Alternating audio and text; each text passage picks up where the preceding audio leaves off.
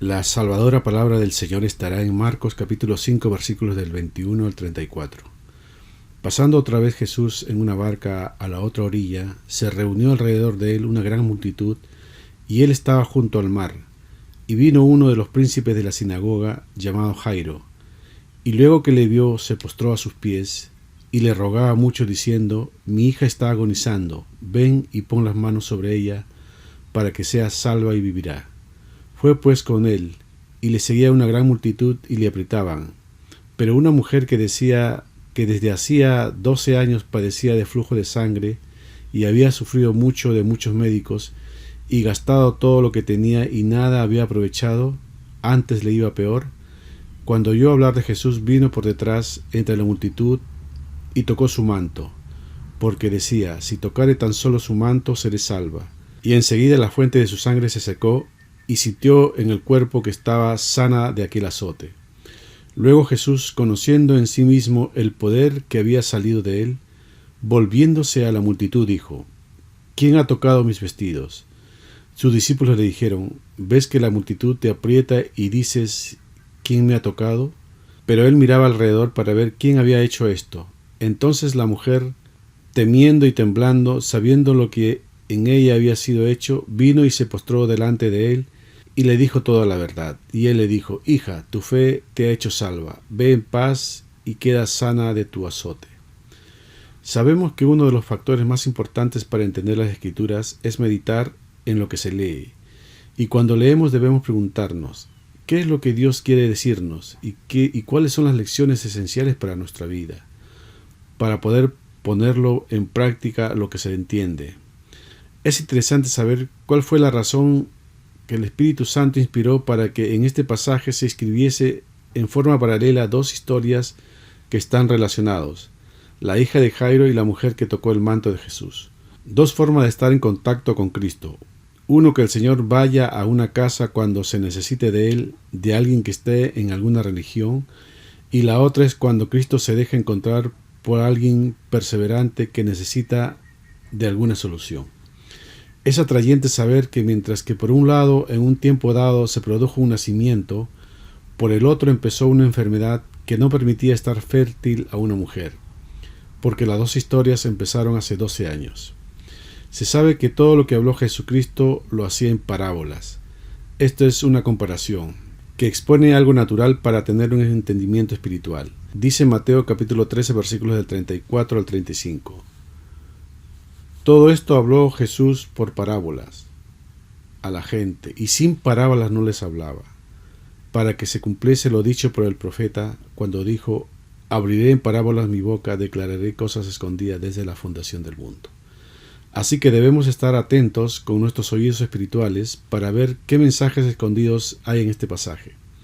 Empezamos en el versículo 21. Pasando otra vez Jesús en una barca a la otra orilla, se reunió alrededor de él una gran multitud, y él estaba junto al mar.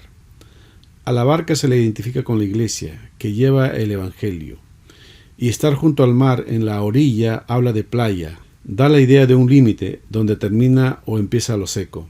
Si lo hablamos espiritualmente, las personas llegaron a su límite de necesidad de algo, en problemas que la angustian al límite, y siempre que ocurre esto, estará Cristo. Dice Isaías capítulo 24 versículo 15: Glorificad por esto a Jehová en los valles, en las orillas del mar, sea nombrado Jehová, Dios de Israel. Ya que el Señor es nuestra única esperanza. Dice Salmos capítulo 39 versículo 7.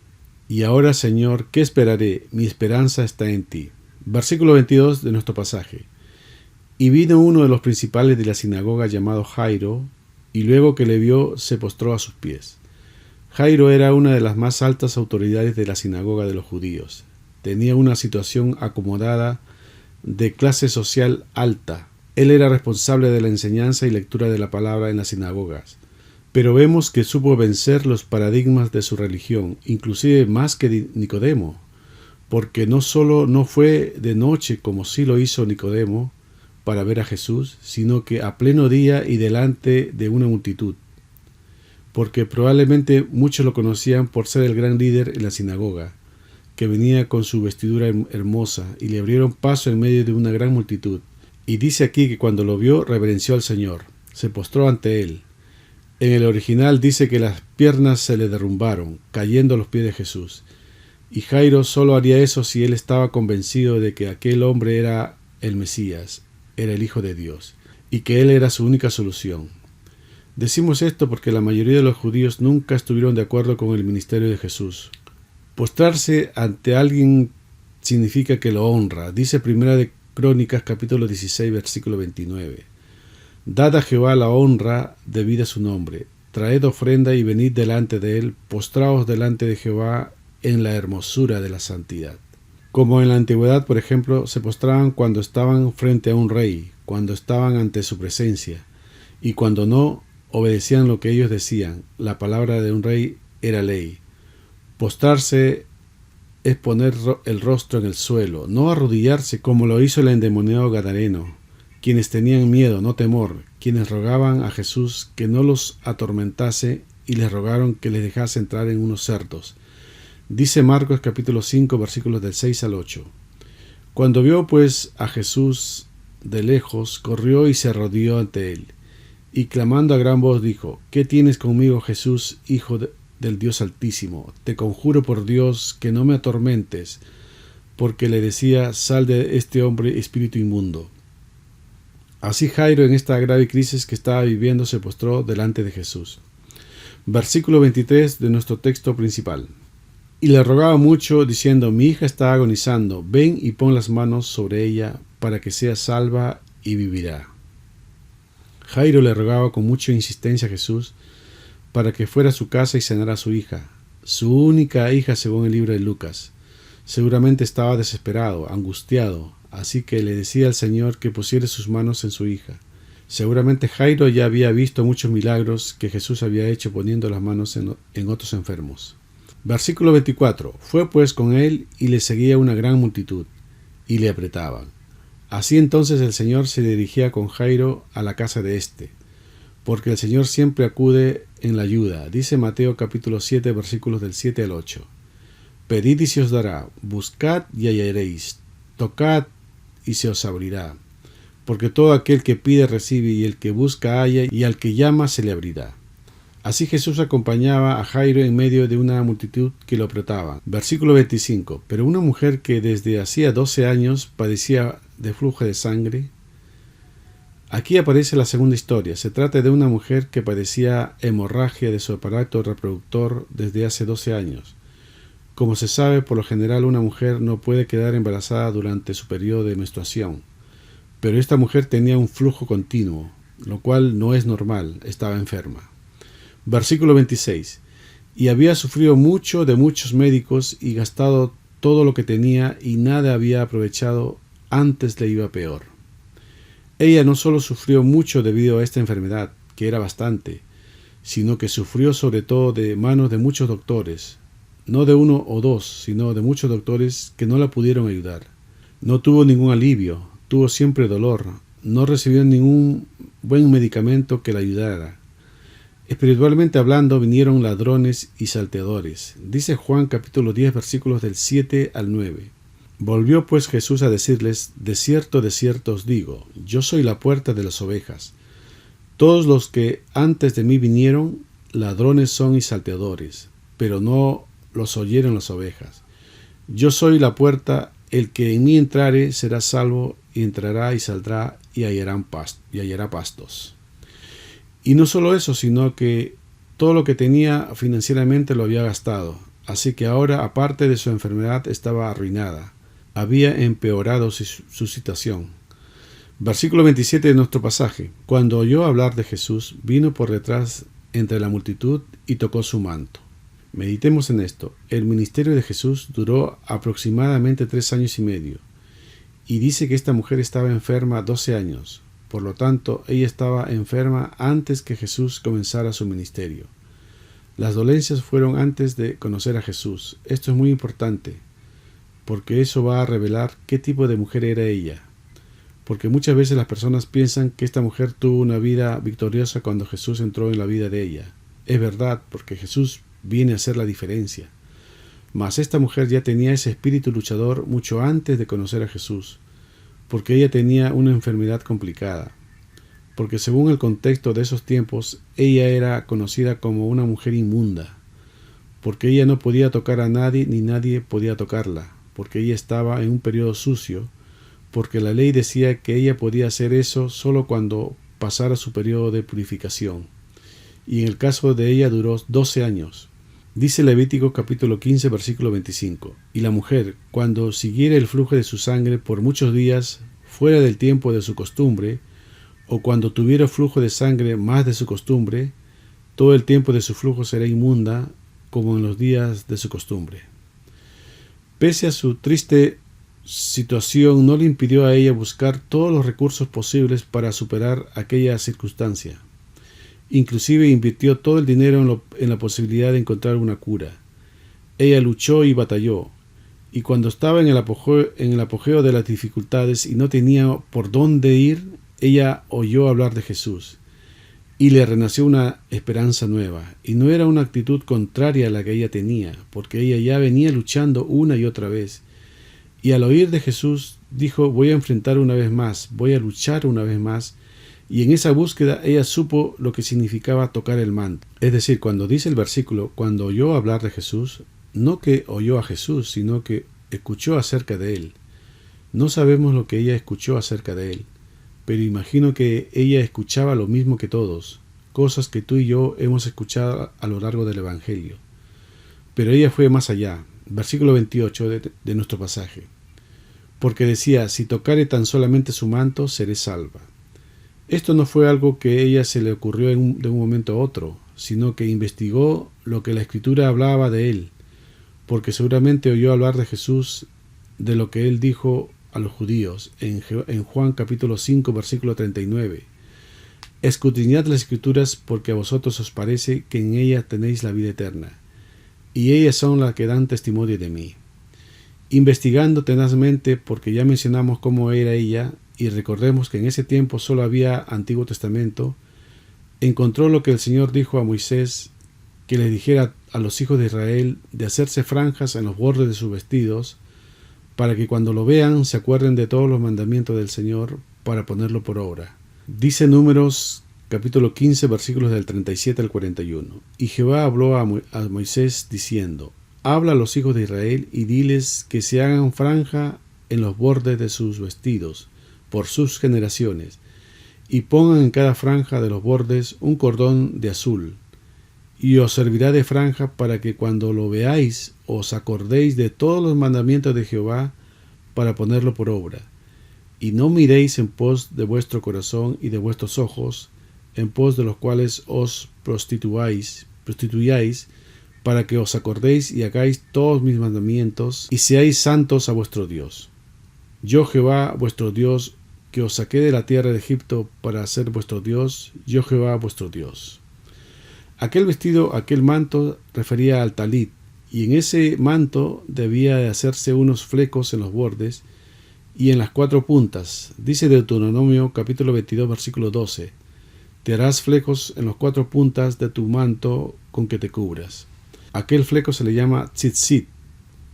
Así que cuando la mujer tocó el borde del manto de Jesús, lo que tocó fue el tzitzit. Aquel toque representa, espiritualmente hablando, el tocar la palabra de Dios, siendo hacedor de ella.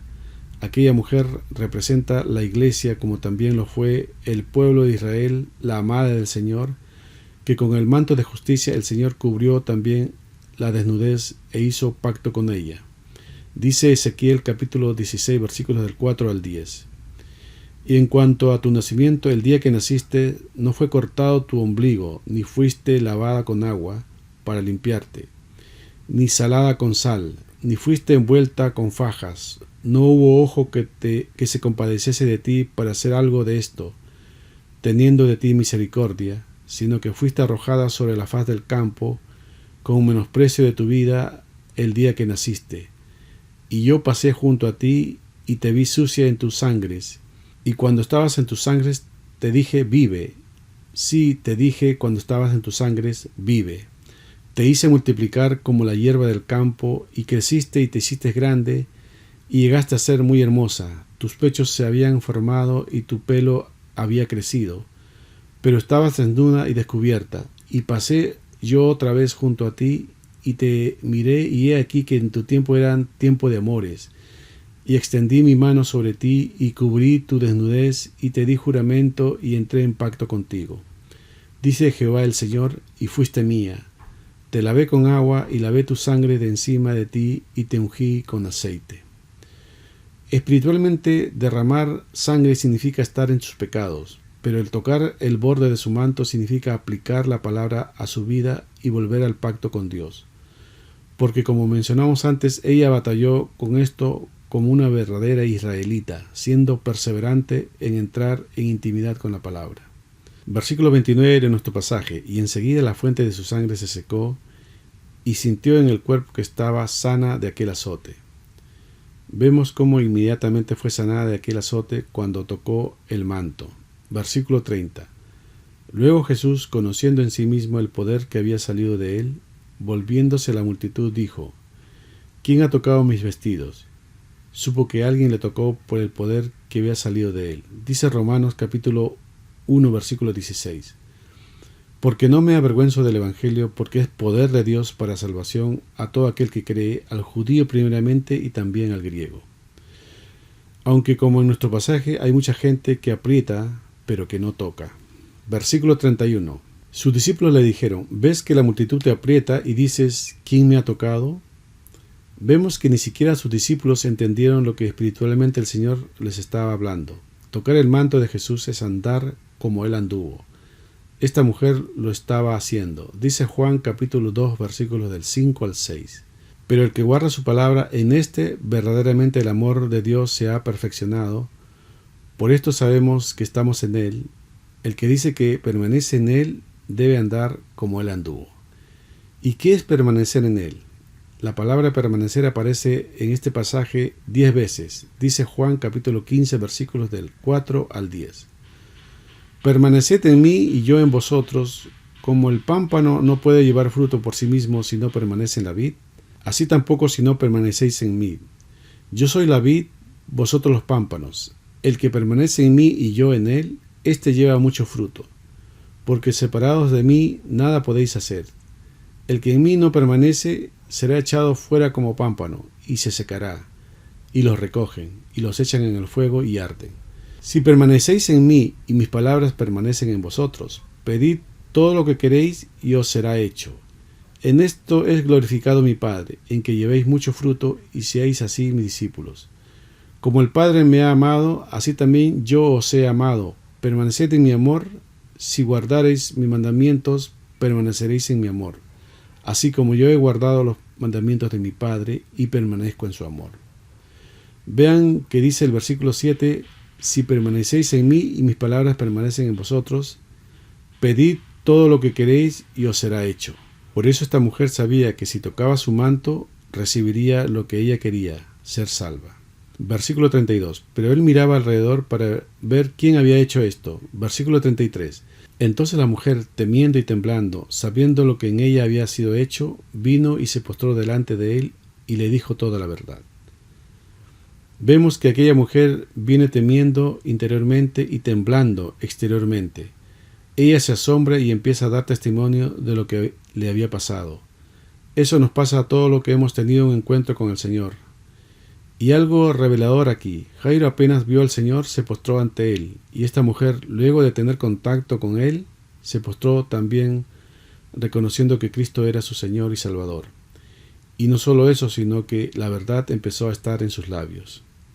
Versículo 34. Y él le dijo: hija, tu fe te ha hecho salva. Ve en paz y queda sana de tu azote. Cuando en las Escrituras se habla de hijo o hija, se habla de sumisión en obediencia. Por eso el Señor le llama hija, hija del Rey, porque ella estaba guardando la palabra en padecimiento. Lo mismo que se dijo de Jesús. Dice Hebreos capítulo 5, versículo 8.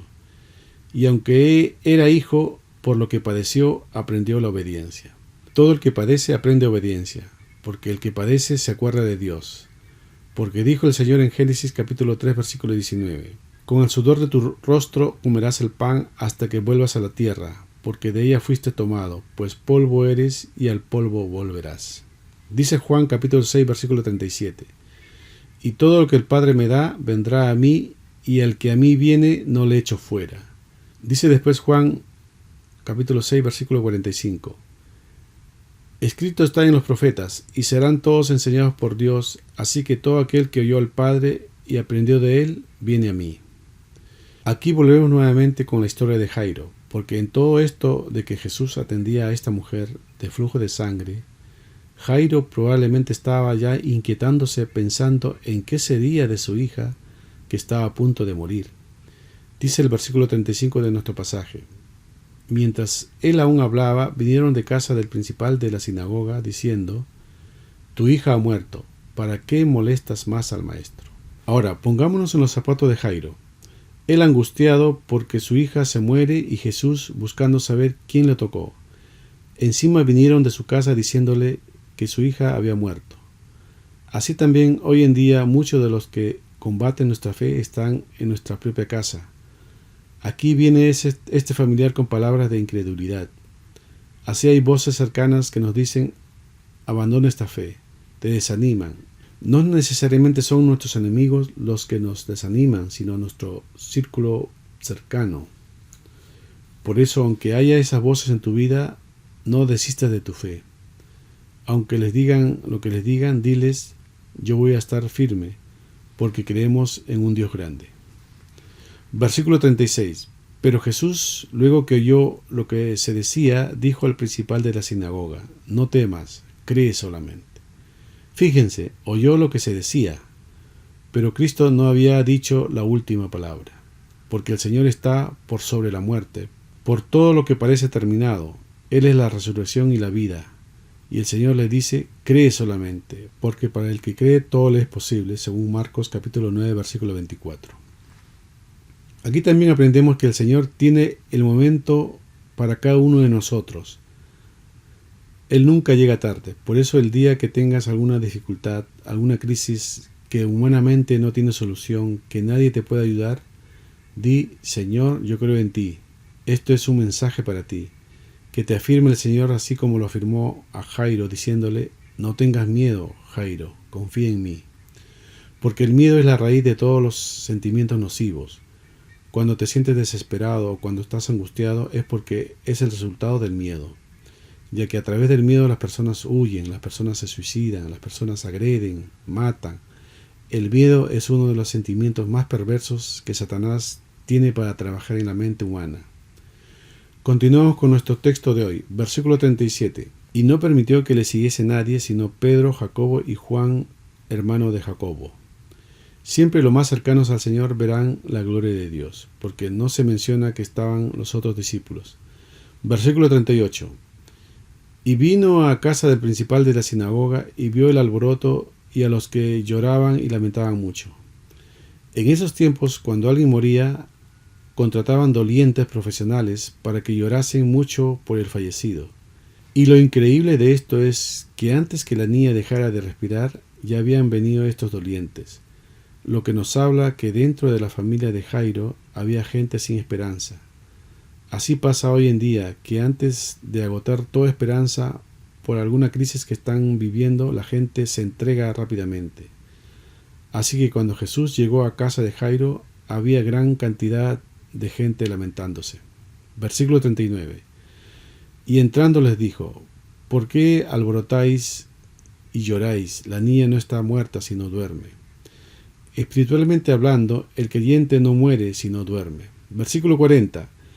Y se burlaban de él, mas él, echando fuera a todos, tomó al padre y a la madre de la niña y a los que estaban con él, y entró donde estaba la niña. Jesús echó a todos los incrédulos. Necesitaba quitar toda presencia de duda, toda fuente de miedo. Echó fuera de la casa a excepción de sus padres y su círculo más cercano, es decir, a Pedro, Jacobo y Juan, ya que tenemos que entender cosas importantes en este texto. Primero, los problemas internos se resuelven internamente y no salir a contar por ahí anunciando a todo el mundo. Las personas no precisan saber los problemas internos y particulares que nosotros vivimos. Debemos compartir con Cristo y con amigos honestos cristianos de grande fe y oración. Debemos llamar a personas de confianza, espirituales, porque imagínese, había gente que no creía en Jesús. Seguro decían: este está loco, porque se burlaban de él. Así también hay muchas personas siguiendo a Jesús, pero no llevan un cristianismo serio, porque toda persona que conoce una verdad y no vive esa verdad se está riendo de Jesús, está jugando con la religión. Dice la palabra en Mateo capítulo 22, versículo 14, porque muchos son llamados y pocos escogidos. Son pocos los que practican la verdad de aquello que aprenden. Continuamos con el texto principal en el versículo 41. Y tomando la mano de la niña le dijo, Talita Cumi, que traducido es, niña, a ti te digo, levántate. Cuando él toma la mano de la niña, significa que obra en ella. Él está en el control de ella. Dice Juan capítulo 10, versículos del 25 al 28. Jesús les respondió, os lo he dicho y no creéis. Las obras que yo hago en nombre de mi Padre, ellas dan testimonio de mí, pero vosotros no creéis porque no sois de mis ovejas. Como os he dicho, mis ovejas oyen mi voz, y yo las conozco y me siguen. Y yo les doy la vida eterna, y no perecerán jamás, ni nadie las arrebatará de mi mano. De hecho, la expresión hebrea idiomática talita viene del original talé, que significa cordero. Versículo 42. Y luego la niña se levantó y andaba, pues tenía 12 años, y se espantaron grandemente. Cuando Jesús terminó de hablar, inmediatamente la niña se levantó y andaba. Hablando espiritualmente, teniendo 12 años en el Evangelio, ya uno debe andar y no debe ser un bebé espiritual. Dice que quedaron estupefactos, porque era algo que no tenía explicación. Versículo 43. Pero él les mandó mucho que nadie lo supiese, y dijo que se le diese de comer. Lo que dijo Jesús en este verso es para meditar, porque le dijo a los padres que le diese de comer, a su hija porque probablemente se estaba muriendo por falta de pan. Espiritualmente no le estaban dando palabra de Dios. Debemos darle ese maná del cielo a nuestros hijos, porque como dijo el Señor, son espíritu y son vida. Amén.